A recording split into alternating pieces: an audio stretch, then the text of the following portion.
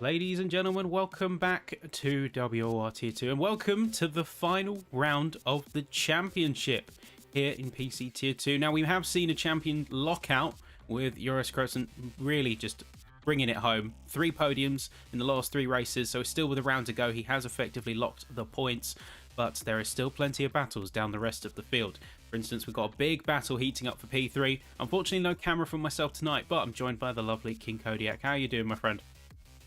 Ready and rearing as always. All good things must come to an end, as I say. So it is the final round of this season and also of this game cycle here for PCT2. And what a season it's been. Joris Kroesen has almost flawless. It was 3, 5, 7 podiums out of a potential 9 attempts. Absolutely incredible performance from Joris. No one can deny that. Leo Lund has also secured the 2nd spot in this championship. He cannot be dethroned from that 2nd spot, even if he isn't with us this time around. But like you say, Sappy, there is a fantastic battle for 3rd. Leroy Brown, JST, Joel Marquardt, and Reyes Imtiaz, all in the 50-point range. Yeah, all vying for that 3rd spot. They're split by just 4 points. 59 for Leroy Brown. The 2 McLaren drivers tied for 58 and then 55 with Reyes Imtiaz in the AlphaTauri. It's a little bit bittersweet given that we are coming to the end of the game cycle, but that does mean F124 is just around the corner here. And where are we going to the final round? So it is going to be Brazil. 15 turns, 4.3 kilometers. What do you make of this circuit, Kodiak? I love it. Absolutely love it. It's a classic circuit. It's a driver's circuit. It is really difficult to get right. Lots and lots of twists and turns. Where are our hotspots going to be? Turn 1 into the center S's. Yeah, there's going to be a fair amount of action going into there. Turn 4 at the end of the Retro Aposta before you get into the Descent to Lago, the descent to the lakes. Another big, it's not a big braking zone, but that's the longest straight we've got. Here is the Retro Aposta, and then it is an absolute barrage of corners. Turns 5 down to the lowest point of the circuit, then Ferragera 6, Larangina 7, almost taking us 1 smooth right-hander. Esse 8, Peronino 9, then Bigger Pato up, then back down the hill in 10. 11 is Mugello, 12 Junshao. There may be a little bit of jostling for those 2 positions. Getting Junshao right is so important. They are on the loud pedal right the way through turns 13, 14, and 15, right the way back towards turn 1. I said Rita Aposta is the longest straight. Strictly speaking, yes, it is. It's not the longest stretch on the loud pedal. That's from Junshao right the way through to turn 1. So getting the exit of turn 12 right is so important. And we will be seeing jostling over the line. It's happened every time we've come to Brazil, and I don't expect this one to be any different. Yeah, well, we're just going to be moments away from jumping into qualifying in full tilt, and we're going to see what these drivers bring to the table. Now, we are going to be looking at a few drivers who don't necessarily have to push as hard. So, for instance, we have got our championship winner Kroesen out on track today. He doesn't necessarily have much in the way of stakes because he has got that champion locked down, that championship title. But that doesn't mean that he's not going to give it his all. He is a racing driver at the end of the day. Well, seems like we just are about to jump into qualifying, but had a little bit of a hiccup there. So I'm not sure if there's a technical issue potentially. We're just getting the word on that. Oh, apparently Conor Moyer. Yeah, Conor Moyer, and there is another driver that had a momentary problem. So I was waiting for those to be resolved. So yes, we're just waiting. Conor Moyer is 1. And there was another driver that was present and no longer is. We still have 18 drivers in the lobby ready to go. We will be getting underway shortly. Ready or not, we will have to get this race underway before too long. If our errant drivers are unable to join, we'll have to see them. Yeah, and of course we have got quite a brilliant season to look back on. We've seen some real high highs, some real low lows for some. Like, for instance, Kroesen, 7 out of 9 podiums up until this point. There's a reason he's currently sat on top. You've got 5 podiums coming in from Leo Lund, are locked in P2 position winner, and say despite a couple of rough finishes, those 5 podiums have gone a long way. And then you have got jostling all the way further down, because there's so much podiums between P1 and P2. The rest of the field is kind of struggling for scraps. Like, you look at P3, Leroy Brown, consistent point finishes, and then one win for JST, and then a second place for Joel Marquardt. But again, those more consistent points are going to be what ties in a lot of these race campaigns. And looking back at the different rounds and seeing the driver go from strength to strength, certain drivers take the cake, take the win in different conditions. It does make me wonder how the game is going to evolve, how the league racing scene is going to evolve into F1 24. A very valid question, of which we won't know the answer till we get there. Right, we have counted in. It was Jan Halliday was the other driver that had a bit of a moment. Conor Muir hasn't reappeared yet. Hopefully he will be able to join us for this final race, a send-off to F1 23 around such a brilliant circuit as Interlagos.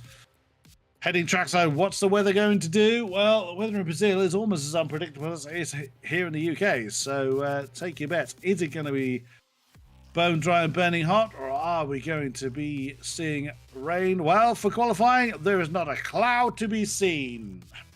Yep, and so we're going to be jumping on trackside in just a moment. But here we go.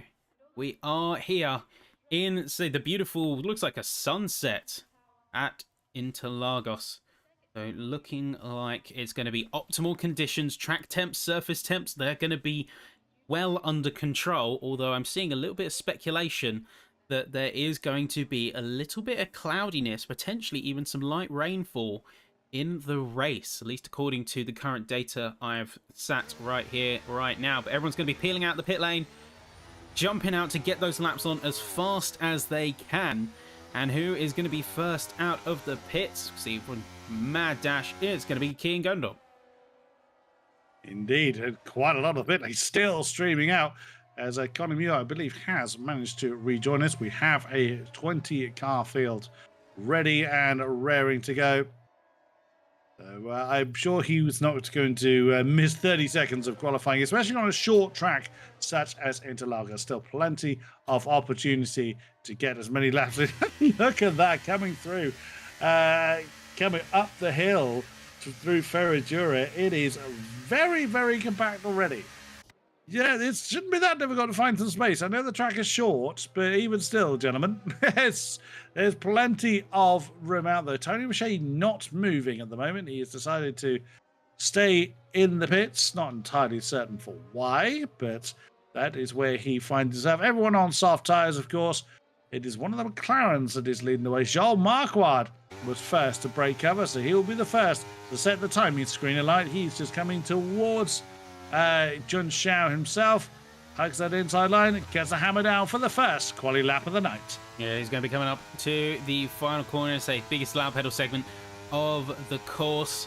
We're going to see him easily break into the 8th gear, coming up to almost, say, the 190s, the 200 mark. But here we go, heavy on the brakes into the first corner, down through center S, deep into the curb there. You want to really get the car rotated and then power out of this first sector through Desault. Reto Aposta now going to be jumping in through first of the sort of many opportunities to get some major time here. The apex, getting it right through turns 4 and 5 is going to be easily a tenth and a half if you can nail the pace. Heading into the more, say, twisty turning sections of the circuit. Now this is where things really do get technical. It's going to be testing your setup, making sure that your car is firmly planted, especially coming back onto the throttle, having gone through some of these tight undulating corners. The camber will help you a bit, but it can only help you so far. Back down the hill now, down into Junshao, in through turn 12 here. Go a little bit wider of the apex for Marquardt, but he's going to be able to peel out, get some good speed as he's coming up to the line. Richet is going to be bowing out of the session, so he's not going to be setting a lap time at all now. And with 15 minutes left on the clock, it's going to be Marquardt setting our initial benchmark, 7.252. Indeed, indeed. So the laps are going to come thick and fast. Jan Halliday, 107.0 now on the board. 107.5 for Joris Crosser, 107.2 for 1 for Kian Godendorp.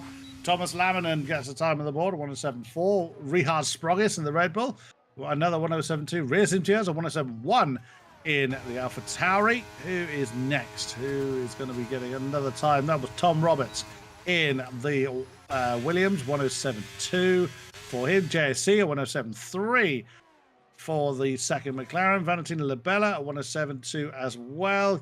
Gottschalk with a 107.6. They're coming in too quick for me to read. Tom Martinez, a 108, so a bit more pace for him to find. Nando Morea up into fifth, a 107.253. Not uncommon for the cars to be split by mere hundreds or thousands in this game. Marquardt and Morea just 1,000 apart. Crikey, we've got, what, 7 cars in the 102 range? Again, it's only a 67, or even less than that at the top end of the quality session, second lap. So who has fallen foul? Well, Tony Richet not taking part in this qualifying session. He will be starting from the back. Julian Klaffenbach has invalidated his lap. And we have a certain Max Wiesel that is joining us once again. The two Hasses not getting a time on the board, but most of the field have got those early banker laps out of the way, and it is Jan Halliday in the Aston Martin setting the early pace. Yep, and we're going to see a couple of cars unfortunately not making it. So those Hasses are in a little bit of bother here. So it's going to be Max Wiesel coming out quick, coming on thick and fast in terms of getting his second attempt out, because I think himself and Klaffenbach both made an invalidation on their runs. So they're going to be ones to watch here, as they have got a lot of pressure on their hands. We're looking at the rest of the field, and we're seeing them split by less than hundredths or even single thousandths of a second here. Roberts and Sprogis, single millisecond.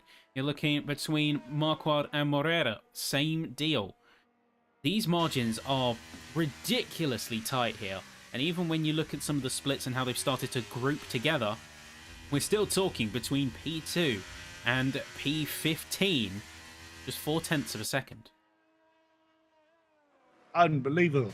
Absolutely unbelievable. But, as much as I say every single week, I shouldn't be surprised by how close the field is, and yet I am still blown away by just how incredibly close these times are every single week. So then, Max Wiesel gets his first qualifying lap underway, but he is going to be in a spot of bother, as he is likely to hit quite a bit of traffic, as quite a few cars have come back up for their second runs. Here comes a TF10 Grandpa, as he's often nicknamed, into the center exit, turn 1, hugs the apex of 2, and then just long rumble over the Curva del Sol inside line of 3. He's gotten past a couple of cars before they've gotten out of the pit lane, and this is where things could get a little bit uncomfortable. Again, the field tend to be very, very good at letting those on a hot lap through to complete without hindrance. Gets past the Red Bull without too much trouble. Now getting into the Ferragina, Larangina, and then the S's. That's one of the McLarens being very smoky, but staying very well and truly, if I can get my words out of the way. Oh no, that's impact! No, just as I said, that these guys tend to be very good. It was Thomas Laminen that was at the wrong place at the wrong time, and Max Wiesel slams into the back of Thomas Laminen. That's the Alfa Romeo in the way. Oh dear, that was a very messy end for what was looking like a fairly good lap for Max Wiesel. You just don't see that really, do you? You see usually drivers being able to peel out the way in time, but I think Laminen just, as you said, wrong place, wrong time. He didn't have anywhere to really go. He could, of course, sort of gunned the throttle, but by that point, you are just making it from, I say, bad to worse in some cases. You don't want to be driving reactionary, and unfortunately, there was a case of Max Wiesel just nowhere to go. He had nowhere to go. He was on a push lap, and there was nothing that he could have really done in that situation other than take the brunt of the hit. A couple of other cars now on full push laps. Big slide from championship winner Joris Grotzen. Big slide coming out of turn 10 there. He's managing to keep the car together, but say on the points in the right way. On the top of the timing boards, he is not. Oh dear. I think Max was assuming that there was a gap going to be opening. He really should have bowed out of that. He could see that there were 2 cars side by side ahead of him. I think that's Unfortunate for Thomas Laminen, but he was on a warm-up lap. Whilst it should have been aware that someone was coming towards him. There wasn't a lot of room by the time that he was side by side with someone.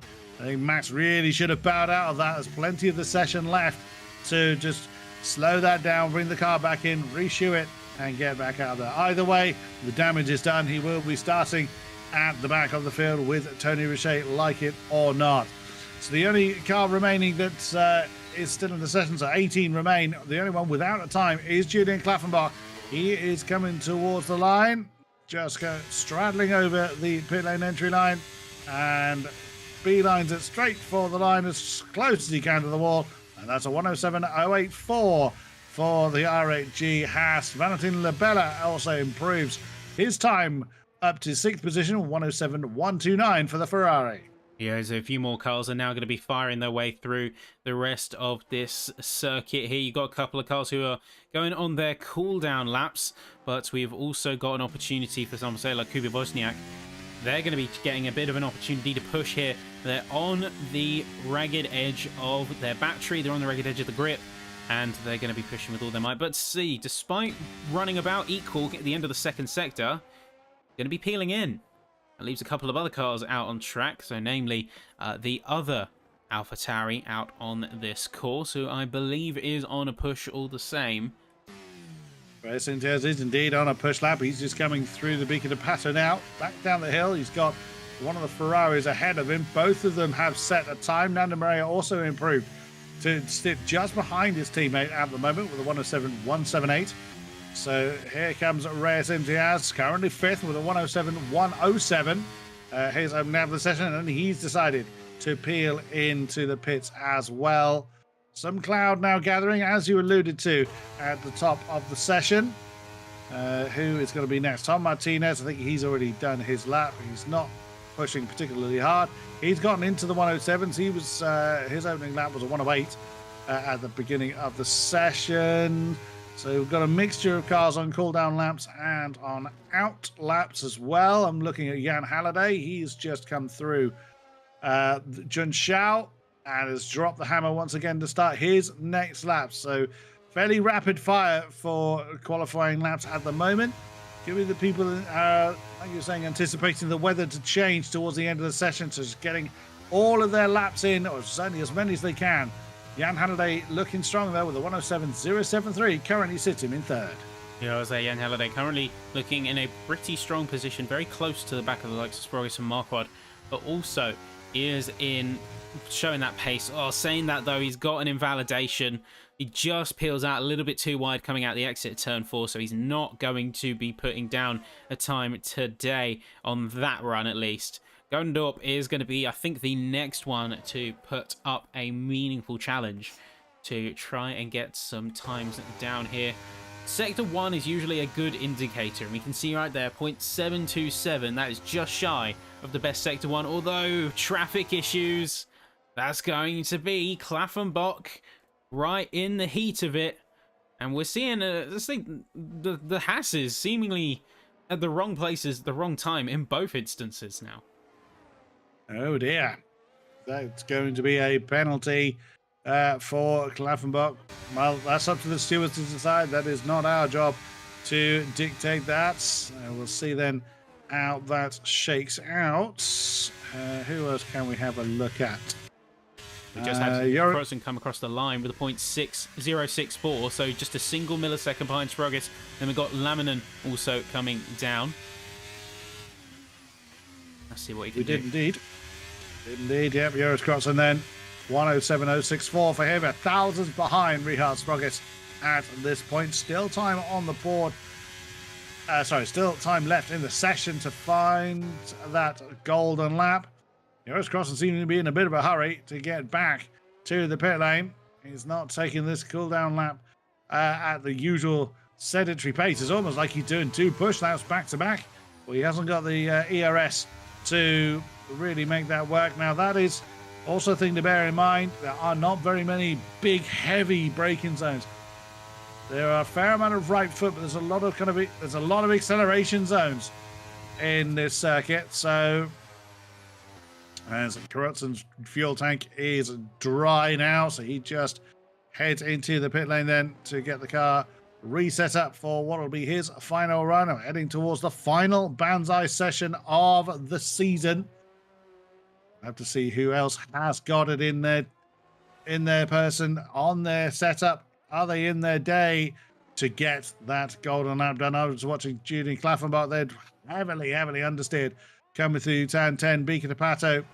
He's still up though, still up by 400ths of a second, even setting a purple sector 2 and lagged like mad on my screen.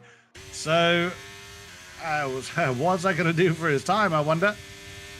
It is going to be, that's a 107.8, no, a 107.077, so he improves in time, but not position. He remains in 5th. Yeah, so a little bit of an interesting one there. I'm not sure if maybe the game clock or something to that effect had a bit of a moment, shall we say. We've got Milabella now heading into the bits. Kuba is going to be doing the same fairly soon, and then Lefted is now in. So that just leaves Tom Martinez, only prime driver, out on a outlap. And I think they are playing the timings very precariously here, because they are going to come out in that next rush of cars who are going to be priming, trying to burn fuel for their final go. Yeah, indeed. And, well, we saw how that went for Max Wiesel. Traffic biting him very, very hard. I think it's going to be Tom Martinez that is going to be over the line to set his potentially it is going to be his last run. We are in the Banzai phase now. The final 3 minutes of qualifying. Mercedes getting a little bit light on the tail, coming down through the center S's, Curva del Sol, and now over to the right-hand side of the Retro Aposta for turn 4 to Cedar de Lago. Gets over the rumble strip nicely, rumbles over as much as he dares on the right-hand side, comes past one of the cars. He's got 3 more to navigate before the line. He gets past one of the Williams. Very nicely done. Through turn 8, turn 9, rapid fire turns. The changing undulation is so dramatic here at Interlago. Sakar very unwilling to turn in for turn 10. Somewhat what I saw Julian Claffenbach struggling with. McLaren staying nicely out of the way for Tom Martinez. Over the rumble strip then for turn 10. Well, that grid penalty fairly meaningless as well. We know from Mark Slater, he's not the first to get it in this session. What does Martinez get on the board? 107.6, his previous best. That's a 107.274 to see the second Mercedes into 13th. And a brilliant job indeed from him there. Tom Roberts is going to be the next one out on a full lap, and crucially, it's going to be potentially their last go. So they are going to be coming across the line with about 1 minute 30 to spare. So the last drivers will be peeling across with about a minute or 45 seconds left to go. And saying that, Roberts lost control of the car. He's completely off out the exit turn 2. So he's going to be another casualty here in this quali session. So that just leaves now 17 cars.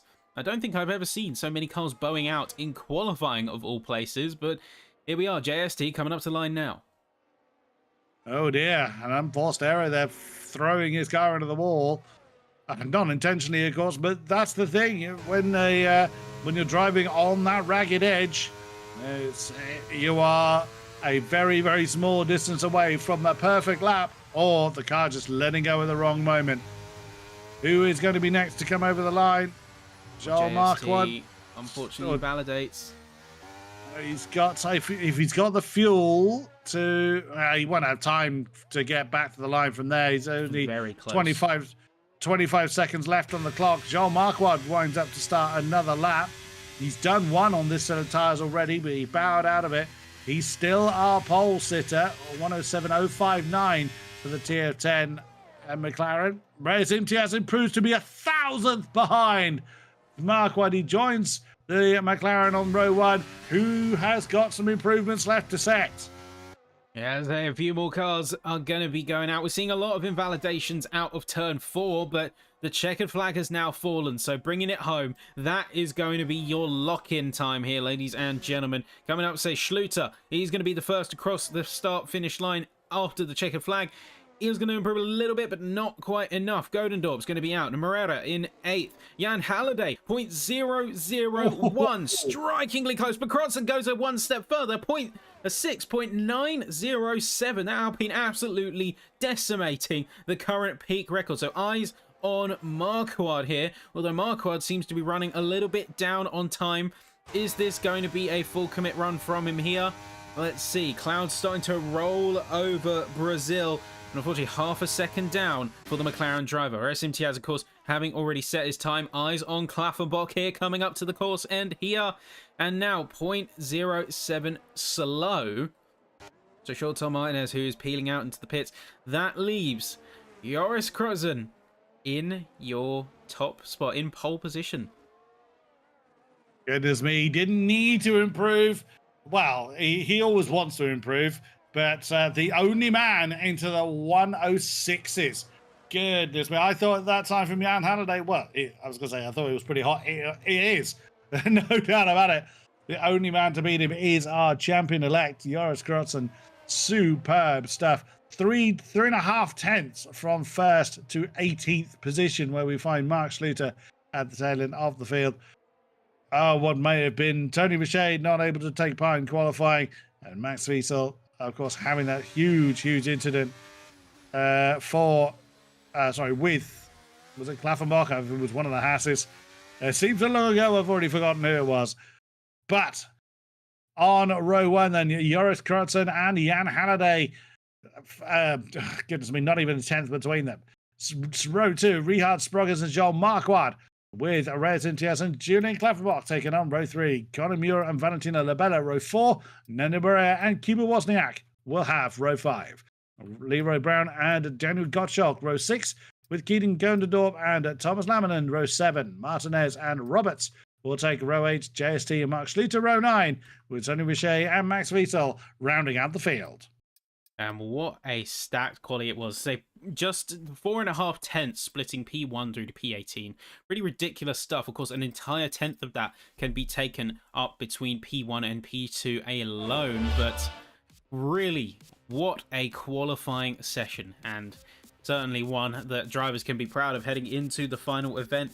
Winners and losers, of course, we do need to talk about Max Wiesel. We do need to sort of acknowledge the bad hand he was dealt in that scenario, because I think he could have put on a very solid time. Of course, he's stepping in off of left field, and he has done well. And I think he looked on good form. He really did look on good form. So I can't help but wonder how that's going to be doing a number on his confidence. We will see. We will have to see. So as the normal process dictates, we will be having a lobby restart. Some drivers may be happy about it because the rain was falling as we transited into the final race. I think we should have a wet race. I don't actually remember the last time we had a wet race in this season. So make the finale one to remember. Not every driver will be happy with that. I'm sure if I was a driver, I wouldn't be very happy about that. But as a commentator, we love to have things spiced up for us. But that is not up to me to decide. Yep. So we will see what the field, what the weather gods roll for us. Generally, it is set to dynamic. We don't copy what the transistive weather throws us. But right now, we just have the few moments where we have to rebuild the lobby. It is not the work of a moment to get that redone. We will get back trackside as soon as we can. Yeah, so it would have been slightly light rain and then heading into cloudy with the latter half of the race. We are going to take a short break, folks. It's a quick word from one of the great partners, sponsors who support what we do here at WOR, and we'll be right back with you shortly.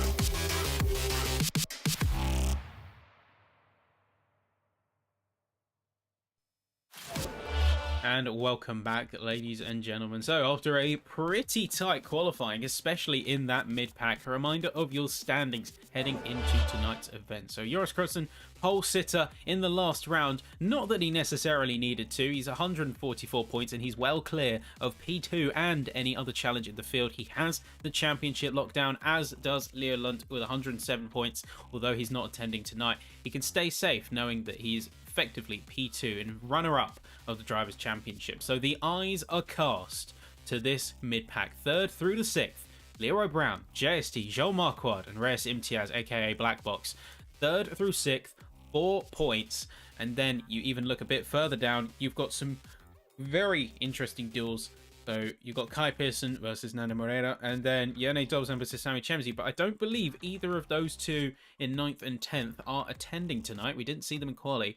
So we are going to potentially even see a new driver take that spot, because Klaffenbach is currently sat just out of shot on 34 points and Tom Martinez on 32. We could see new P9 and P10s coming through here tonight.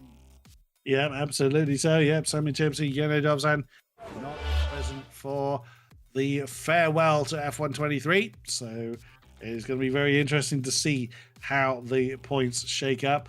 Klaffenbach came home 5th last time, so hopefully he's going to be able to maintain that momentum. But he has been involved in a couple of incidents already tonight, so that may go against him. We will have to see. As mentioned, the weather is set to dynamic, so it doesn't mean we're going to exactly copy the weather we had last time out, which was a wet start to a drier at least, tail end of race. We'll have to see what the weather gods throw us when we get there. All 20 drivers in, the grid being rebuilt.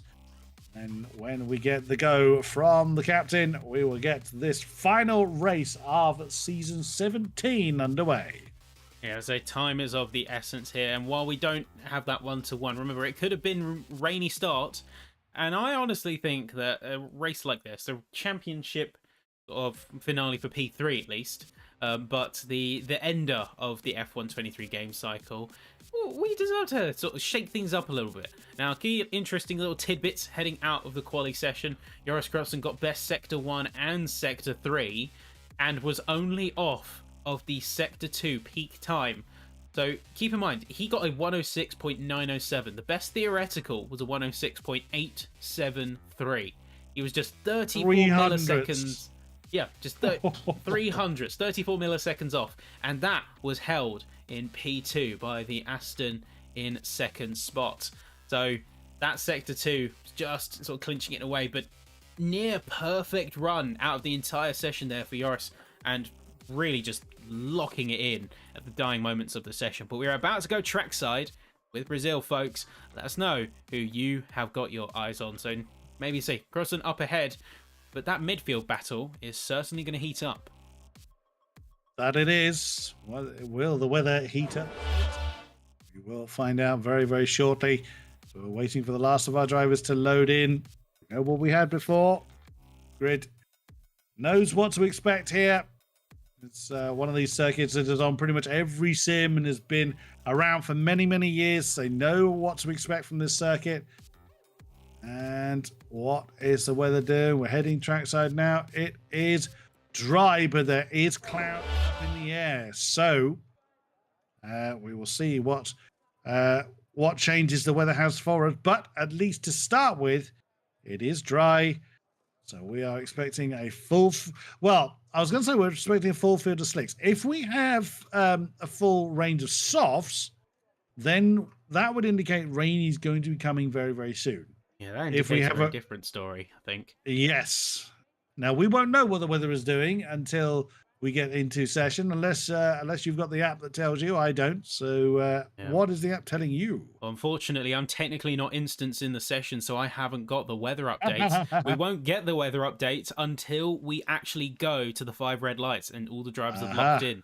They know what's happening. We don't. And I think that's an interesting dice up, because now we have got a little bit of a scenario where drivers are going to have the one up, and we're going to be learning from them simultaneously in real time. That is true. So now the tense, nervous moments where Drivers just setting themselves up, getting themselves ready, all confirming that they are ready to go. And I can confirm that this is not any more fun trackside than it is in sim racing. These moments are just as tense trackside. But for the final time in this season, it is time to wind them up and to let them go. That was a really short hole as everybody screams towards turn one. Now, immediately, everyone going to be darting in for position. Sproggy is going to be going alongside Marquardt, and they're both going to lock horns. They're going to go straight into the wall off of turn 2. So P3 and P4 immediately dropped out. Safety car coming out. Leroy Brown has completely lost his car. And that you can just see in the rear view of Gottschalk, who I think was caught up in that incident. We have got 2 corners in, and a safety car has already been deployed. After a hectic start, we saw what? Marquardt and Laminin both coming to lock up next to each other. They both sort of tire locked into one another, and they went into the wall of turn 2. Leroy Brown outright lost one of his wheels, so he is going to be completely bowed out here. And then the safety car is going to be coming out lap 2. That's going to be a big mess up on some of the strategy for the drivers here, because of course you've got quite a wide variety, and I'm getting the word that we will see potentially. It is predicted 15 minutes away will be some rain coming down. Was that 15 or was it 1-5 or 5-0? 1-5. Oh, wow. Okay, so this is going to be 50. Yeah, that is going to be a big headache. Now, quite a few drivers going for hard. Well, actually, no, 4 drivers going for hard time. Being Jan Halliday from 2nd place, which is where he started from. We have had some people go into the pits already. Sprogis, well, actually the back 5 cars all in the pits. Sprogis, that is Jean Marquardt, Richet, Gottschalk, and Max Wiesel all going into the pits as the front of the field now cats the safety car line. That is going to be the shortest period, or certainly one of the shortest periods of time to safety car I think I have ever seen.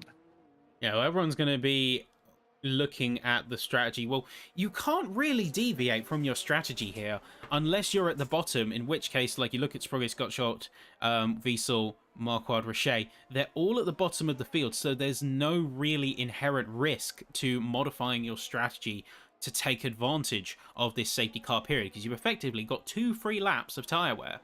And that is, of course, going to be a big boon in your favour, especially if you match the timings to where you can just eke it out as long as you can.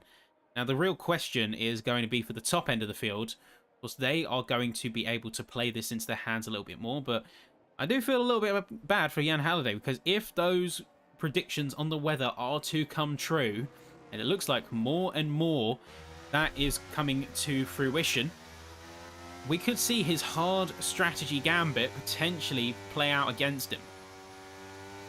Now, will anybody else choose to banzai into the pits at this point? Let's see how the field transpires. No, looks like the pit lane remains quiet for the time being. Oh no, somebody did go in. One of the Ferrari, Nando Morea, has opted to get rid of those hard tyres. Here come the 5 that have already been in. What colour tyres does Nando Morea reappear on? The clouds are already gathering. Soft tyres for Nando Morea. Tony Richet going a different way. Now, he was one of the cars that came in at the end of lap 1. He went for mediums. So I suspect he's gambling on the rains staying away a little bit longer than has been predicted. We'll have to see. So Nando Morea has until the safety car gets to the end of sector 2 or thereabouts to catch the safety car queue for the safety car to declare it will come in this time, which he'll very comfortably do. So at the end of this lap, I'm predicting that the safety car will announce it is going to be coming in and will be resuming this 36-lap race, 3 of which have been done behind the safety car. But all eyes will be looking up for when the heavens are going to open and how heavily they will open as well. So that's another thing to bear in mind, is that it may start to rain. We don't know to what degree the track is going to dampen.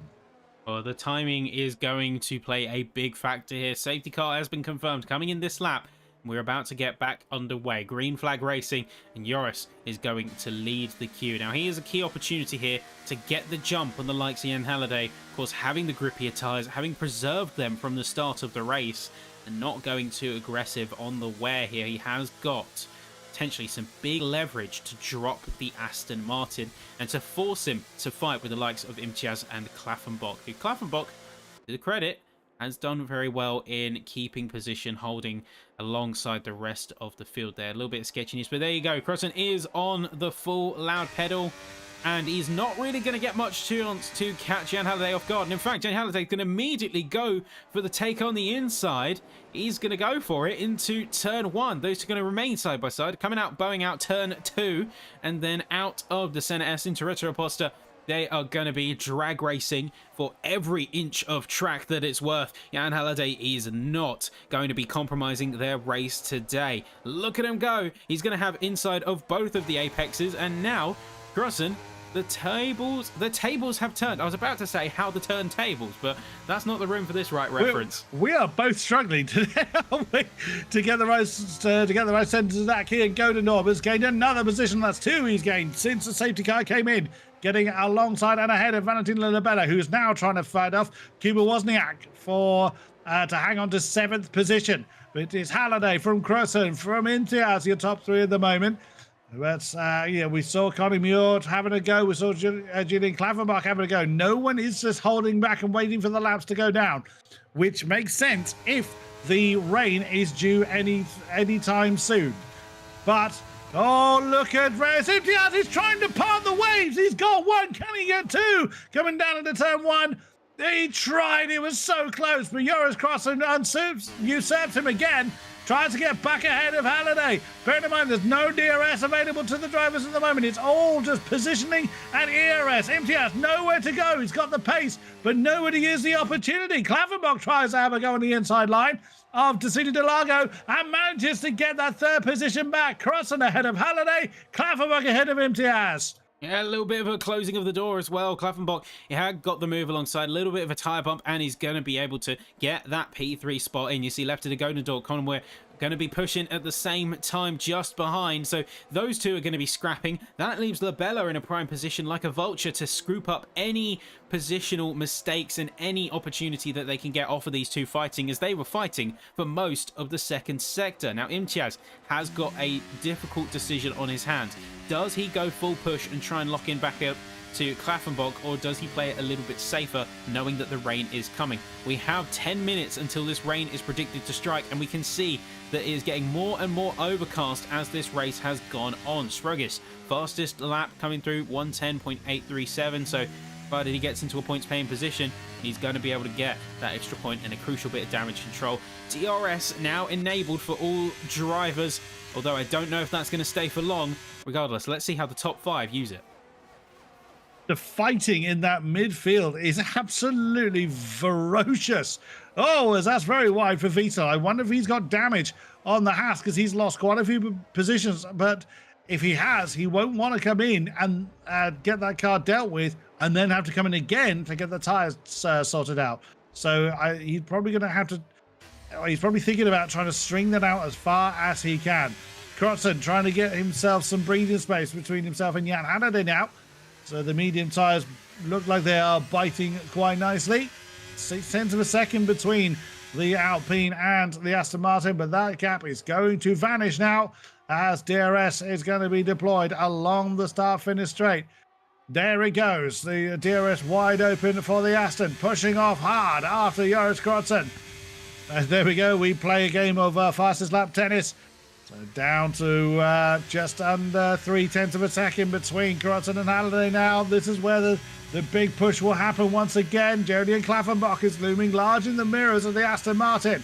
There goes Halliday. Does he stay where he is? He does this time around, but there's so many people so closely compacted that no one's just going to be letting the laps roll by. Sprogis managed to get the inside line of Valentin Lilabella coming to turns 4 and 5. He needs to leverage those soft tires. Remember, him and Godendorp are both on the red walled rubber, and they want to use absolutely every ounce of grip available to them in the limited window that they're going to have those tires for. This is the big toss-up here as Labella loses the rear end, but those soft runners, compared to the mediums, they are going to have the better pace in the initial stages. Now, the question is, how long is this initial period of the race going to last for until such a time as the softs or the entire field of slicks has to come in? I wonder if they're going to be able to leverage the full advantage here, or they're going to start to see that drop off. If they see that drop off too early, then they are going to be in some serious trouble. And then looking up at the top of the field, Jan Halliday is going to commit to the move, heading into lap 8. Just getting it done through the entrance of turn 1 into the center S. Now, down into Retroposta, is Krotzen going to go for a bit of a counter-attack? Klaffenbach is waiting in the wings too, trying to cool down his engine. And remember, Klaffenbach knows how to get the elbows out and get right up in your personal space. So if you don't go for it, Klaffenbach will. There's a gap forming, 13th to 14th. Max Wiesel's worked his way up into that position. Tom Martinez has run out of battery, so he's not able to maintain that DRS distance between himself and the rest of the field. That lead DRS train is first down to 13th at the moment. It was actually the entire field, but that back pack of 6 have unfortunately fallen just outside of DRS range. So now Max Wiesel trying to close back in to the top group, but that's going to be so difficult to do at the moment. Bearing in mind, when the rain falls, DRS will of course be disabled, so that will be one less factor to deal with. So who's got the setup for the wets and who is going to push on the dries? Imtiaz gets ahead of Klaffenbach. Valentin Labella sizing up Sprogis for 7th position. Oh, the Williams has been turned. That's Godendorp.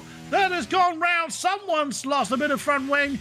And that's impact between Valentin Labella and Sprogis, I think it is. That's a huge just clump of cars coming down towards turn 4. Yes, and that's Labella also, I think, lost their right end plate, so they are going to be struggling for grip. Oh no, my correction. I believe that is the Sauber there of Laminen, who was the one to lose a plate. Or I don't know. I saw carbon flying into the sky. Where that carbon originated for. Oh, it's Wozniak. It's Gibber Wozniak. He's missing his left end plate. You try to identify it from the sponsors, but everyone's got the same kind of font, especially on the inside with the unpainted. The rain is falling. The rain has arrived. So now is a time of how hard is it going to rain? And like you said earlier, it's all down to timing now. Who's going to just string it out that one extra lap? Is that going to be the time to go? Or is the rain going to fall too hard? Oh, now it's going to be a gamble. Oh, that's someone coming in early. That is Marquardt, Wiesel. Well, Wiesel, we think, had damage. And Godendorp all in. So, along with Marquardt. So, 4 cars coming in for an early stop. Yeah, I think we had the likes of Sprogis being a little bit of a litmus test here. We can see Jan Halliday and Reis Imtiaz, they're going to be coming to blows into turn 4. Turn 5 now, they're going to continue that duel. Imtiaz has managed to get it, but Jan Halliday's not going to be giving that one up without a fight. You can see him just looking left, looking right. Any opportunity he can get. Sees a little bit of a wiggle and a bit of a snap from Reis Imtiaz. He's going to go for it around the outside. Unfortunately, the apex control means that he hasn't got the space. Klaffenbach going deep on the outside, very deep in fact, and he's going to sacrifice not only the attack but a position to the second Aston Martin of Conor Moyer. So now Aston make it 3-4. They have second row dominance, and we're going to see in any second now, surely the DRS is going to get disabled, and that is going to be as good of a signal as any for the drivers to then come in. What are they going to do? Imtiaz in, Halliday out, Krotzen remaining out on the field, Klaffenbach is in, Laminen, and then a few are in the midfield, all going to be bowing in. So that just leaves Krotzen, Halliday, Sprogis, Labella, Roberts, and Richet out on a set of slicks still. Indeed, so the top 6 opting to continue another lap. Now, what about those that came in early? There were a couple of front wing changes, as we thought. Joel Marquardt is the lead car of the few that came in a lap ago. Their tyres are going to be pretty hot, I think. I still wonder if it's a bit early for the wet weather tyres. But here comes Marquardt. He's going to size up next to his teammate, it looks like. And that's going to be 13th, where Jean Marquardt slots back into the field. The track now starting to show signs of becoming wet. So I would think that DRS is going to be disabled any minute. But what about the top 6? How are they going to fare? Those tires are going to feel very, very uncomfortable. They haven't got far to go, though. Is it going to be costly? Keeping an eye on Crotzen. He's dumping the battery to actually get out away. Any traction out of Jun Shao. He's now going to have to slow that down. Bearing in mind that there's a lot of moisture in the pit lane. Can he do it? Just about.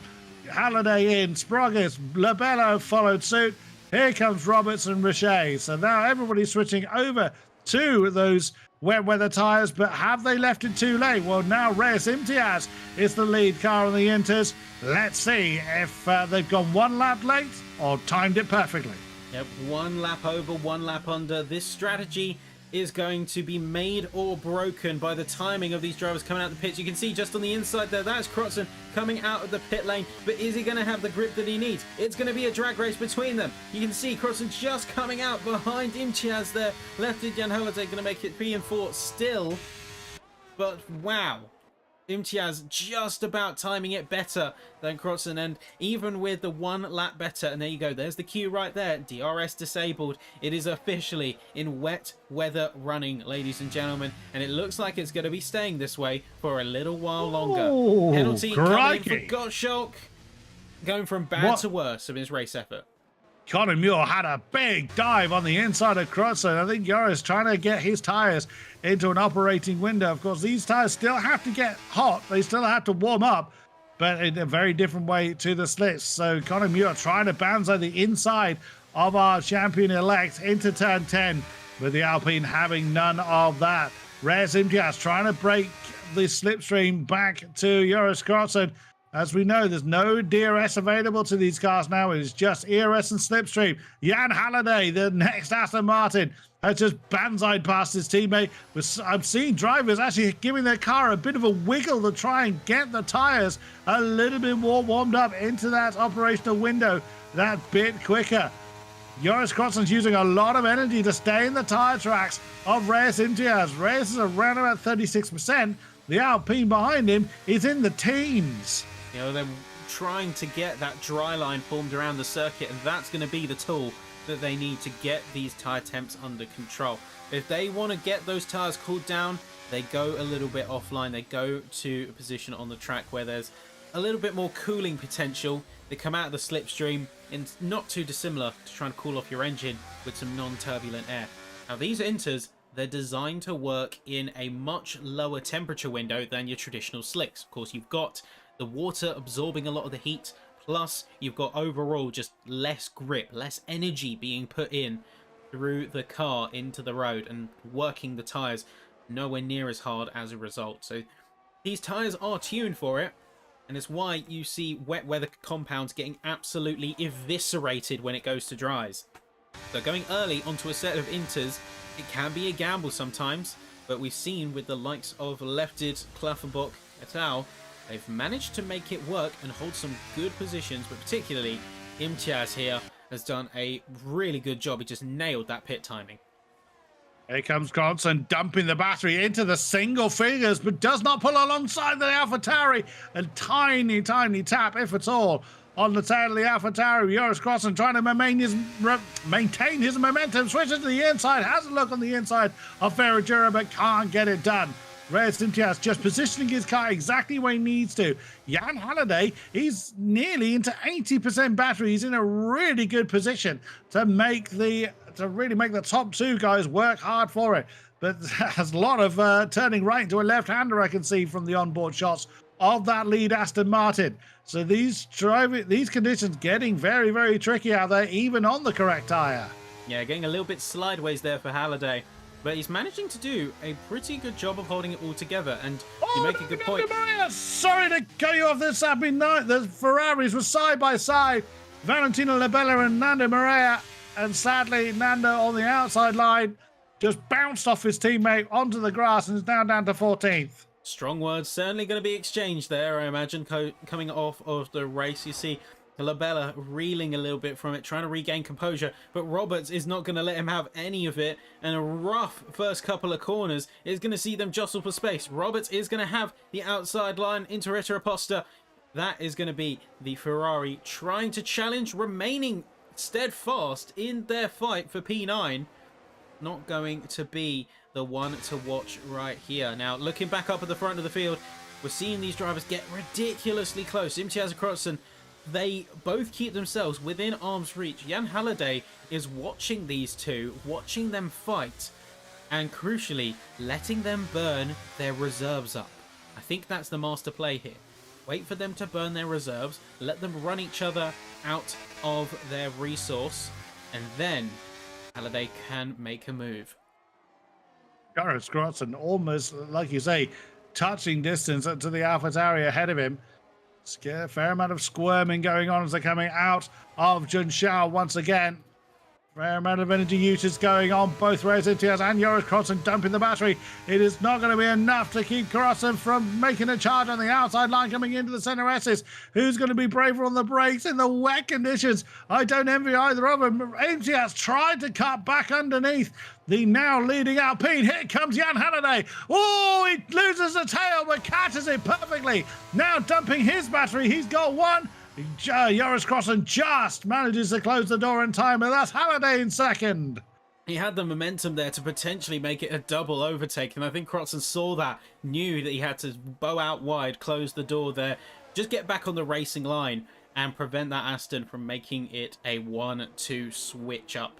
So Imtiaz down into P3, a little bit of a rear kick coming out into Retro-Aposta, out of Curva de Sol.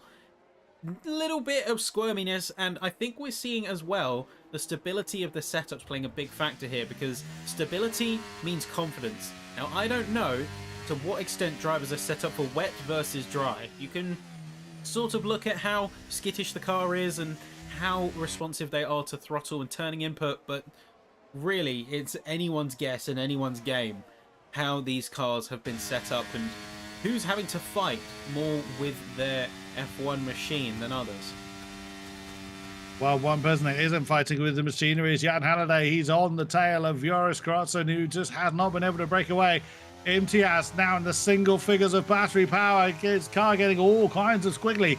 Coming through the center S's. Into the pits comes Joel Marquardt again. Only 7 laps on those tyres. That surely is damage related. Full wets for Joel Marquardt. He feels the need to go onto the extreme wet tyres. I mean, there is a fair amount of spray coming off of his tyres at the moment, but I wouldn't have thought it was that wet. That being said, if they're the ones out there, I don't know what their lap times are looking at, but certainly looking at how people are really tiptoeing around, he may have a point. Has he done it a little bit early? Well, time will tell. 11.5 seconds off the back of Gottschalk. If he absolutely decimates that gap between himself and the rest of the pack, then the full wets are the way to go. It's very rare, though, to see the full wets in use.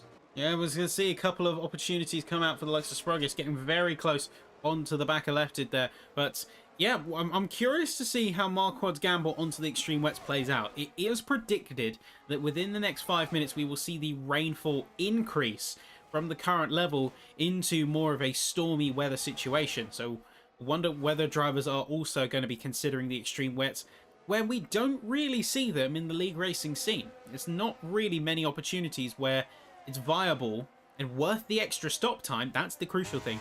Is it worth the extra stop time compared to just staying on a set of inters?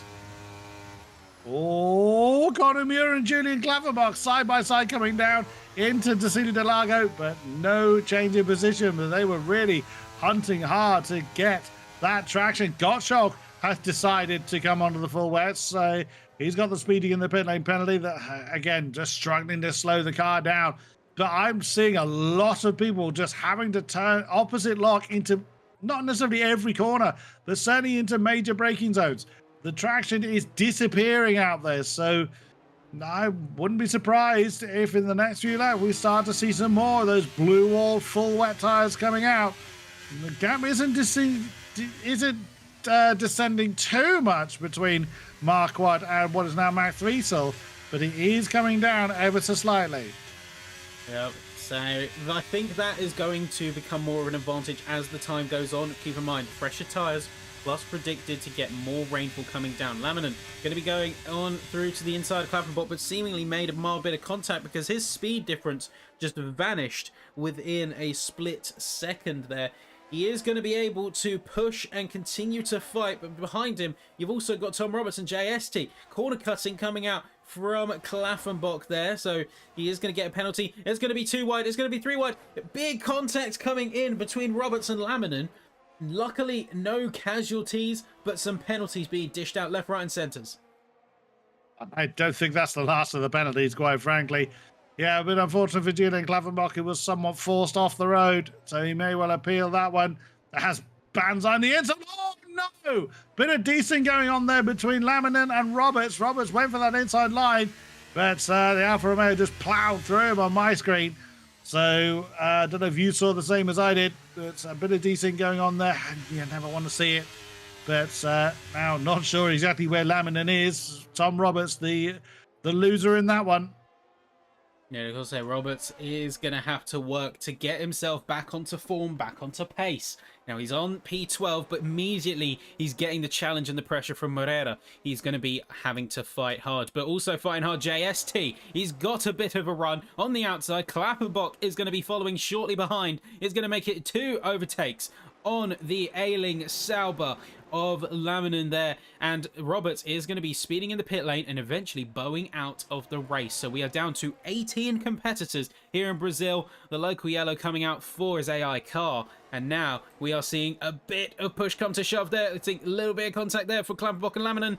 Those two once again coming to blows. A little bit of sketchiness going out very wide on the turn 4 exit there. A little bit of a runoff, and the runoff is even more treacherous than if you just had something like gravel. Contact from Labella, keeping the car stable, however, as that's going to be Richet poking his nose in. Labella is round. He got pitted by the 2 cars either side of him, and he has recovered down to P10, but he's struggling hard to get that car wrangled back in, and now he's going to be significantly off the queue unless... Oh no, saying that, he has recovered quite nicely. I think he jumped a little bit of the curb there, just preserved most of his momentum.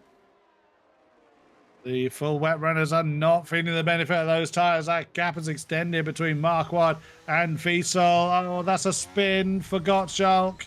So our last remaining car, those tyres just not performing as designed. Or he's asking too much of them, either or. But Imtiaz and Muir into turn 1, side by side. Aston Martin managing to get ahead of AlphaTauri. It's everyone has just been so tentative, driving like there's an egg under the right foot. Although they're still giving us plenty of action. Schluter now ahead of Wozniak for 14th position, coming through the center messes themselves. But Krotzen and Halliday still out front. Krotzen's going to need to rebuild that ERS energy if he wants to challenge Jan Halliday. Of course, Krotzen was confirmed champion last time out. Doesn't need to score the points. He's a racing driver, though. He still wants to prove his worth.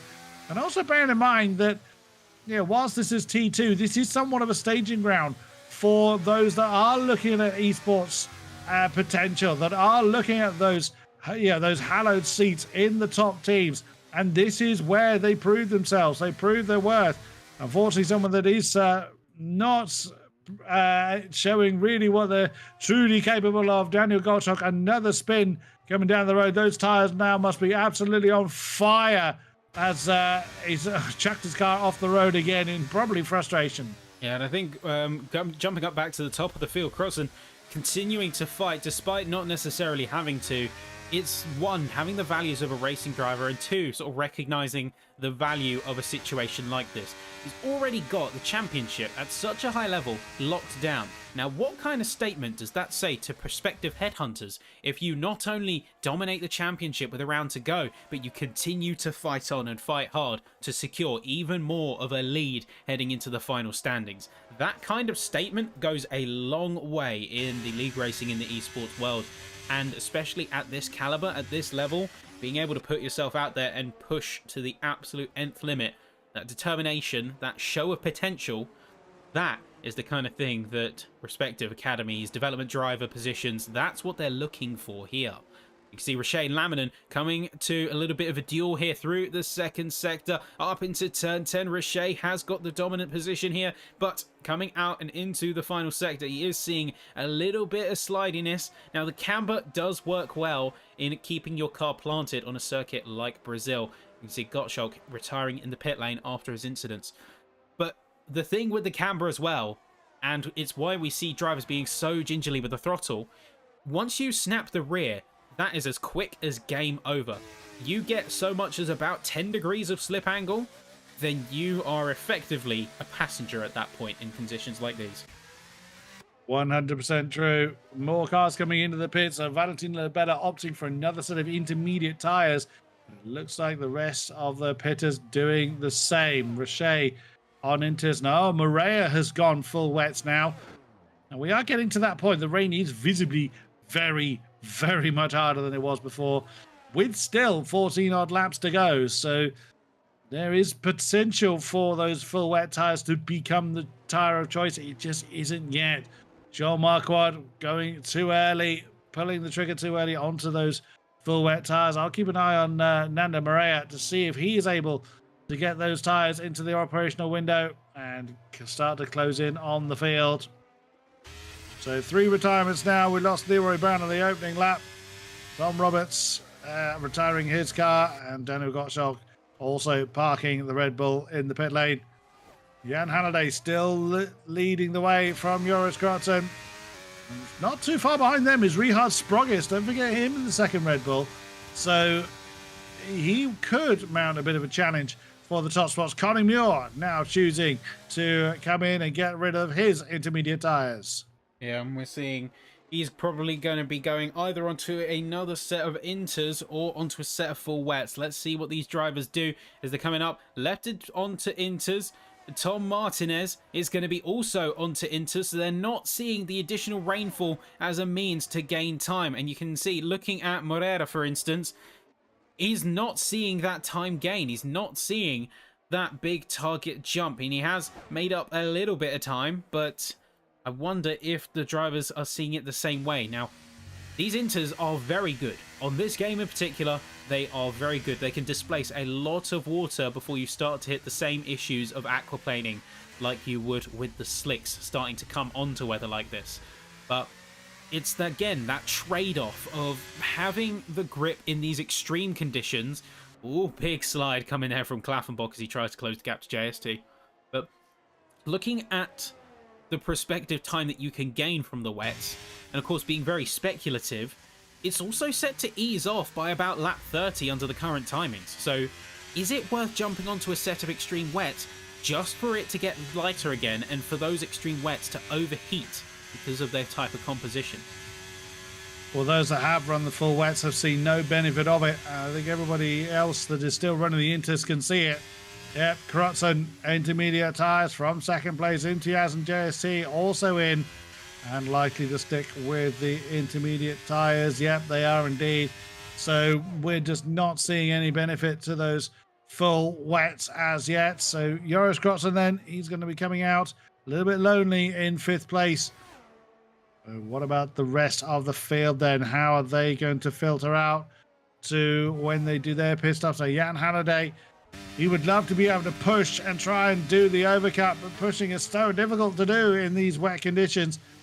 And you make no mistake, there's a hell of a lot of rain out there. So the wet weather tires, the full wet tires, aren't a completely ridiculous concept to try and run.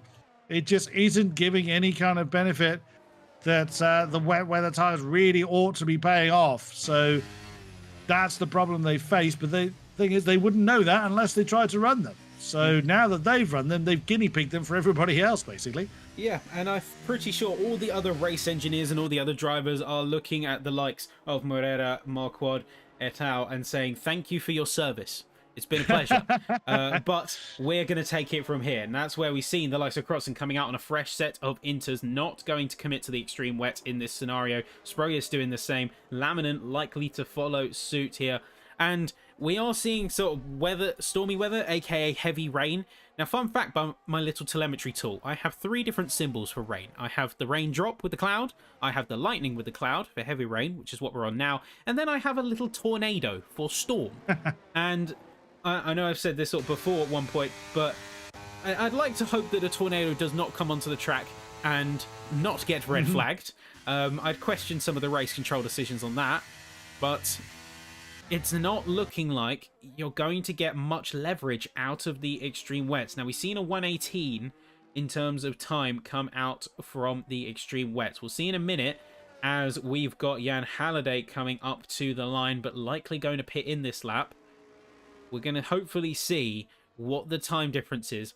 Old or used inters or just starting inters versus extreme wets. Let's see what it comes out for here. So Halliday is going to be committed, and at least on those worn sets, it's a 20.5. So about 2.5 seconds gained for our extreme wet runners, but that is compared to sort of end of life inter. Well, look at King Godendorp and Nando Morea at the moment. They've been dicing side by side all the way through Sector 2 at the moment. And Thomas Laminen's got a great ringside seat for the battle going on ahead of them. But again, even the Ferrari, even the full wet shod prancing horse can't get the traction down when he needs it. Here comes Thomas Laminen to try and demote the Ferrari even further, nearly impact between the two. And Laminen gets one. He's going to have a go with the Williams as well. Can he slow it down? Oh, he had to work hard to try and get his car slowed down. Here comes Godendorp. Here comes Morea. Well, he's gotten past Godendorp. He couldn't quite get back past the Alfa Romeo. So there's still life in those full wets. They're not just completely descending him into nowhere. Joel Marquardt has got off of his full wets, but he's now 25 seconds behind his next playmate, which will be Max Wiesel. So they haven't worked well for him, but Nando Morea, he's finding something out of them that no one else has managed to do. Yeah, I'd say he's the best candidate for making these extreme wets work, despite the situation that's been placed in front of him. And Laminen did get that double overtake, but is looking a little bit sketchy. I'm not going to lie. He did get quite heavy in terms of the contact with Godendorp. And Godendorp, in fact, did lose a lot of time coming out of the center S's because he got so unsettled from the move by the Sauber.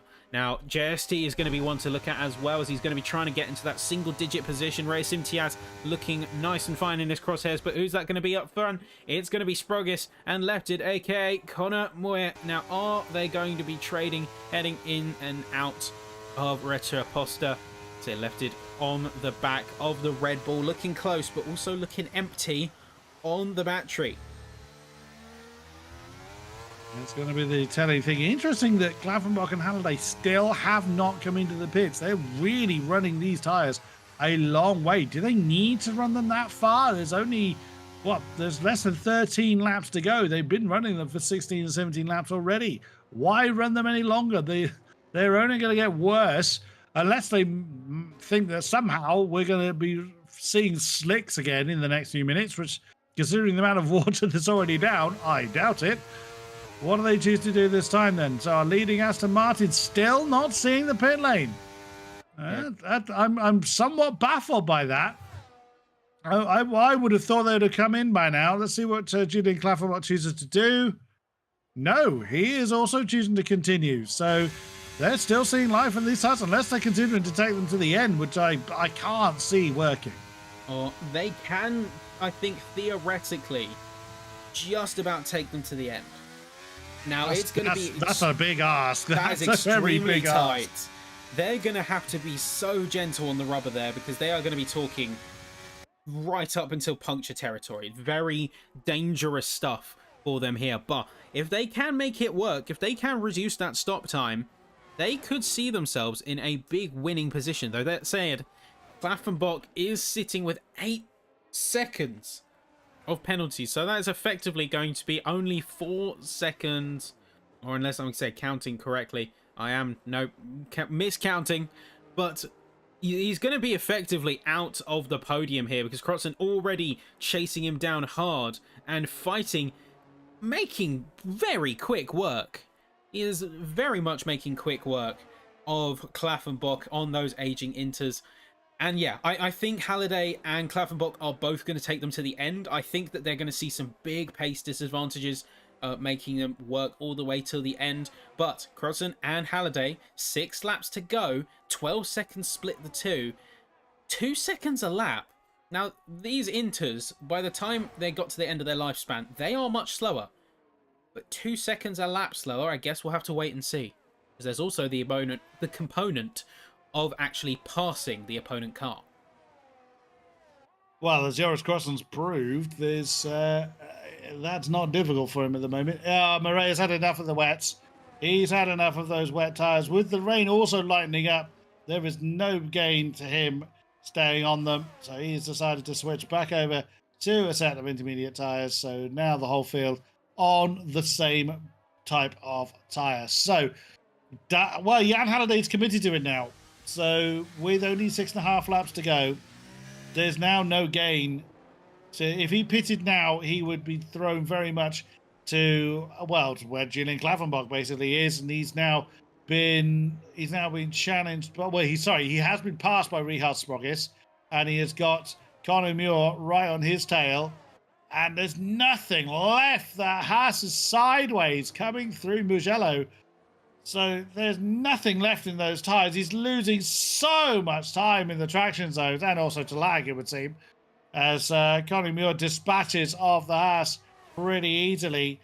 So there's 10.6 seconds between Crutson and Halliday. Who has got the strategy wrong? Well, certainly the safer strategy is with what Joris Crutson has, but he can't push too hard. Even with fresh inters, they're not going to behave like a slick. So he still has to be careful with how many horses he puts down to very, very wet track. And so Crossan has got, of course, that immediate pace advantage, and we'll see some of the speed traps coming out from that Alpine in due course. The big things to note here is that Halliday, I know he said last lap that he's fully committed to the one-stop strategy. I would say as soon as those tyres crossed 15 laps that he's committed to the one-stop strategy and taking them to the end. And Crossan has got quite a bit of time shaved down already, down to 9 seconds by this point. But remember, 2 seconds a lap he needs to make up to get to the back of that Aston Martin. He's currently about a second down off of that target. Now, will we see an exponential drop-off in grip from the tyres of Jan Halliday? Maybe. But as it stands, Halliday is putting down some consistent times. He's not being too aggressive with the car. You can see he's being very gentle with the inputs. Not necessarily by choice, but he's not making any sudden movements. He's still managing the life of those tyres pretty effectively and maximising the pace where he can. He's even got half a battery to his name. That is very true indeed, as Tony Richet is now making Julian Klaffenbach's day even worse, as the Haas just wiggles his way through Curva del Sol. Through into 5th position goes the second Alpine. Bearing in mind he started last. He's now up into 5th position with how the strategies are playing out. One thing Jan Halliday would really like is Richard Sprogis to close in on the back of Joris Crotson and make that race-leading Alpine, or former race-leading Alpine, give him something else to think about. He would very much like the Red Bull to get involved. But at the moment, there is 1.2, 1.3 seconds between those two, and an ever-decreasing gap from Crotson to Halliday. Yeah. So, with Jan Halliday coming over the line, that is going to be 4 laps to go, 7.6 seconds. It's looking like if Crotson can continue that rate of gain, it is going to be advantage Joris Crotson. But Richard Sprogis is trying his best to close into the back of that second place Alpine. Yeah, and say Sprogis could upset the balance here. Sprogis is the wild card. That Red Bull, about a second out, and of course DRS doesn't matter here, so the second marker isn't necessarily all that important, but the thing is, he's going to be keeping about equal time and equal pace. And if that Red Bull can start to get up in Crotson's grill and start making problems for that Alpine there, that could spell the end of his charge to try and regain the top spot. You can see Halliday just in the back there. As that is going to be Crotson coming out through turns 8 and 9, Halliday is going to be going into turn 10. 6.6 seconds is the current gap, and to be honest, things are looking like they're in Halliday's favour out of all things, because yes, he took a sort of high-risk strategy, and while we started out with our skepticism, it's currently looking like he is going to certainly at least be on par with Crotzen heading into the final lap, and being in the dominant position, he's going to have to put some extra work on Crotzen if he wants that position to stay across the finish line. Richard Sprogges, his battery is empty, so he's pushed so hard to try and close in on Joris Crotzen. It is now all that effort could well start to come undone. He was really trying to get into at least slipstream range, which he's just narrowly by a pixel's width hanging on to. It's around 0.8 of a second is always the rule of thumb I go by. 3 to go, 6 seconds between the lead two. So I think you're right. I think the advantage is starting to swing back towards Jan Halliday as Julian Klaffenbach is not enjoying his time in this end of the race. Let's go Valentino Beno Martinez side by side coming out of turn 5. Side by side, and Randy outside. The Mercedes takes the position from the Ferrari. Very, very nicely done indeed. Martinez with a very brave move there. Saw 2-3 wide for a split second there.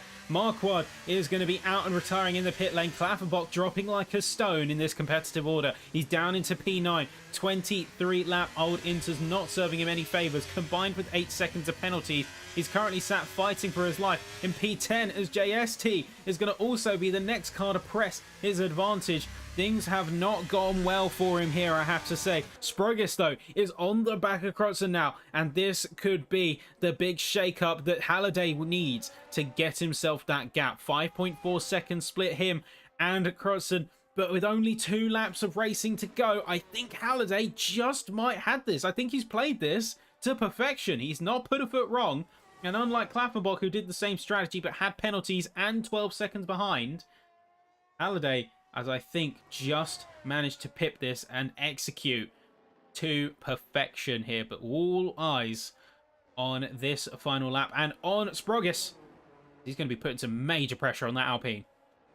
Yeah, that's all. The advantage for the race being swinging very firmly back to Jan Halliday. That's ever impressive pace that Joris Crossen was showing is now disintegrated, partly because of tyre wear, but also partly with that pressure being applied by the Red Bull as they come through the last parts of Sector 3 for the penultimate time in this race, in this season, for this game. Jan Halliday starts the final lap with a 5-second lead over Joris Crossen. Joris Crossen looks behind him, the Red Bull with the overspeed, but nothing left in the battery.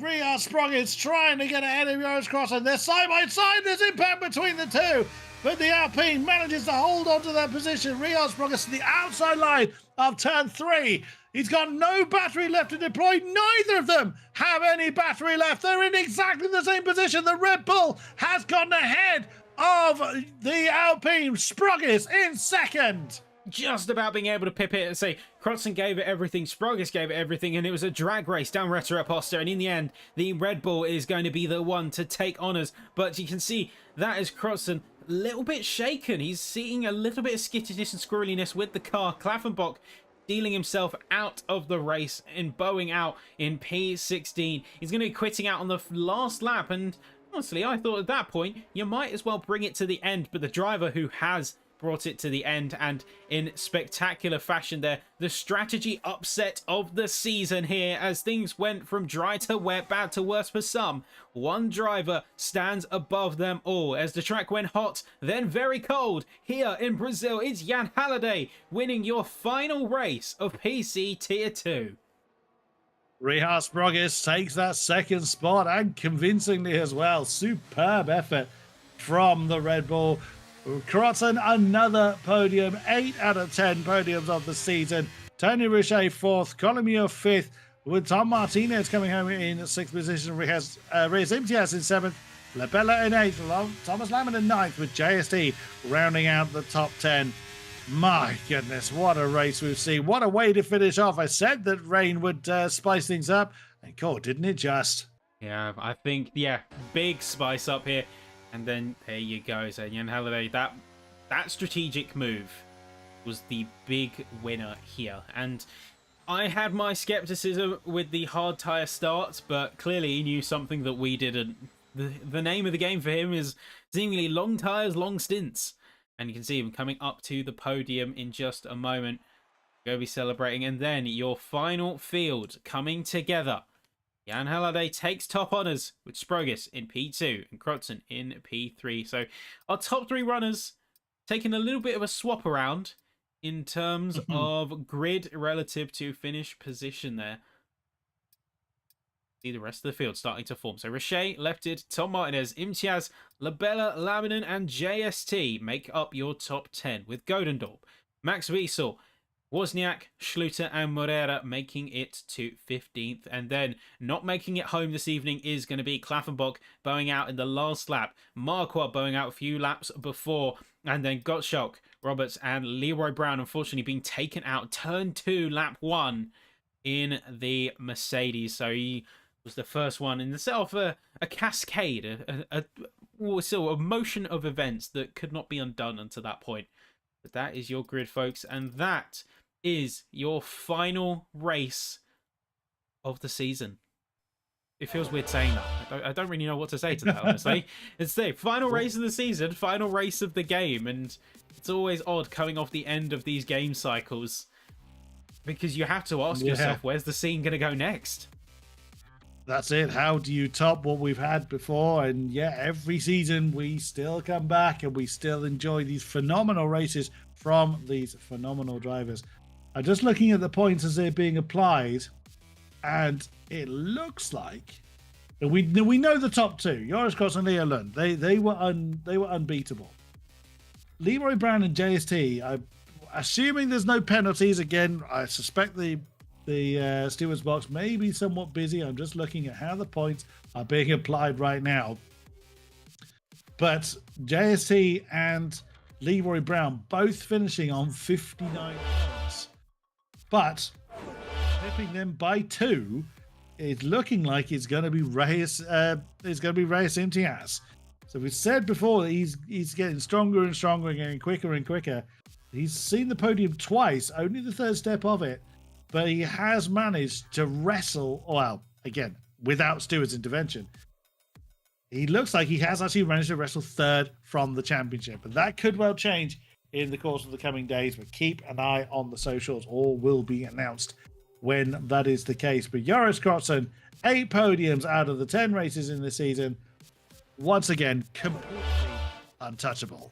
Yeah, brilliant stuff there. Hopefully we'll get a chance to talk to any of our drivers here coming out of that finale round and maybe get some of their thoughts as well as we head into the future of F1 24. But yeah, looking at the standings being applied, of course, real time here, courtesy of the spreadsheet. And if you want that information and more, you can, of course, jump on the Discord or even the description as well. I do believe it is listed. But we have Reyes Imtiaz, as things currently stand, provisional, keep in mind, prior to the stewards taking a look at any incidents that occurred on track. It looks like Reyes Imtiaz has pipped P3 in the championship, and Leroy Brown is going to be equals 59 points with JST. So according to the countback and looking at some of their results that they achieved over the season, it does look like Leroy Brown is going to be winning on that countback front, both from an attendance standpoint and higher finishes standpoint, because both had one 12-point finish, both had a 10-point, and then you have a couple of other factors in there too. And then Sprogis, 48 points. He's going to be in P7 of the championship. So we're going to have a chance, I believe, to talk to Roward Sprogis, and we'll see what he has to say after that pretty electrifying finish. I think we should drag him in and have a chat. I quite agree. Well, what a way to finish the season off. We'll have a chat to one of our podium sitters. Richard Sprogis, are you with us? Yep, hello. Wow. That was such a tale of many, many different stories. That's from going from dry to wet, from some people doing impossible strategies. What was running through your mind when you saw the weather forecast? At the start, I was really thinking going safe because I didn't really expect the rain to come really that quick because the weather forecast showed like 15, maybe 20 minutes till it rained. But when we all started and spun, then I saw that it's rain inbound, so it's really like 5 to 10 minutes till rain. So we all put softs behind, who had really bad start. So yeah, made good positions. Sadly hit Kian.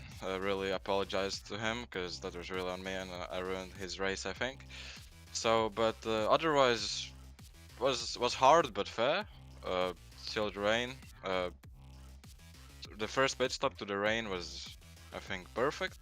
Did a really good overcut strategy. Had incredible pace. Uh, got through the pack really quickly. Thought like, am I running some cheats? Because why do I have that grip? Because yeah, really I didn't expect that pace. But then laps were going away and away, and yeah, just try to stick with Jan and Joris, which I did. Then I saw Joris pitting, so had to try to overcut him. So yeah. Uh, It was okay. Let's say that. But the fight between me and Joris was really fun. I enjoyed it a lot. Sadly, Jan did an incredible strategy. Really, hats off to him. Really deserved win. So sadly, we didn't get him. But yeah, after being like P15 after lap one was I think finishing P2 was just like one in a million ways. So yeah, really proud to myself. Thanks to engineer. So yeah, really good season ending. So, will we see you back for the next season and, of course, the next game? I mean, I will have a go, but yeah, I think so. So yeah, we'll try to win the champ. So it looks like I have the pace for now. So let's see if I have the pace as now in the F1 24 game. So yeah, really looking forward to it, and yeah. Awesome stuff. Any questions, Sappy?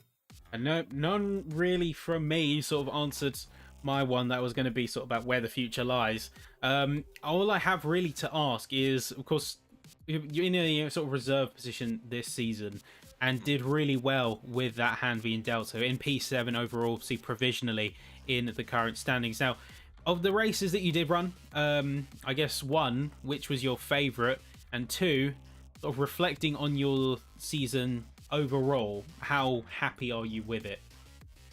Uh, the beginning of the season was really bad. I think I DNF'd in Bahrain, which was really terrible. I mean, but then I did a little break for the game, like 2 weeks or three, and then I came back and yeah, had a really good results. Really lucky, some unlucky moments, but real happy with the pace. I really didn't expect being on top because the pace. Here is really crazy. Like you can't do any mistakes. So if you do any mistake, you're just race over. But yeah, really happy with it and hope to get even better results next season if I drive, of course. Oh, amazing stuff, mate. And sort of, you can take solace in the fact that when you came back from that break, sort of the second half of the season, that was a really good result and really good. Honestly, looking at the sheets here, I mean, I'm a little bit bewildered that you're in a reserve role, especially considering you got a P7 off of just 6 out of the 10 rounds, and one of them being a DNF and another being a no points finisher. So the 4 rounds that you did score points in, there were enough good points to secure a top 10 spot. So hopefully, if nothing else, mate, we'll see how it goes. Maybe a full-time seat next season we aiming for? Yeah, of course, that's the aim. It was the aim this season, but sadly didn't get it. But yeah, hopefully proved everyone that I can be fast. So yeah, really looking forward to it, and yeah. And we're looking forward to it in the commentary box as well, mate. So take sort of well-earned rest as we come to the end of the game cycle, and we'll see you in the future, potentially. Yeah, thank you guys. Cheers. That's Rihar Sprogis. It does look like our other podium sitters have opted not to come and chat to us, which It's fine. It's not mandatory, but they have opted to stay away. Jan is probably wondering how on earth he made that work. But all credit to him for doing exactly that. And Joris, I'm sure Joris, not always a man of many words, but a worthy champion nonetheless. So, wow, what a season. What a season indeed. And this just has me more stoked for the future, because if this is the level of competition coming to the end of the F123 cycle, and of course with the official esports being back on their table once again, I think Event 3 coming up very soon in that regard, it's going to be a pretty hard for F1 esports scene once again. And F1 sim racing, of course, that is going to be the pinnacle, but we've seen the drivers in the top tier come to the community leagues all the same, and like with PC Tier 2, it's the opportunity, the big opportunity for them to get noticed. So we're certainly going to see a few drivers, I think, get some calls, be that to different teams, be that for some positions that are opening up as the game cycles are going to be changing over. But time is going to be the great benefactor.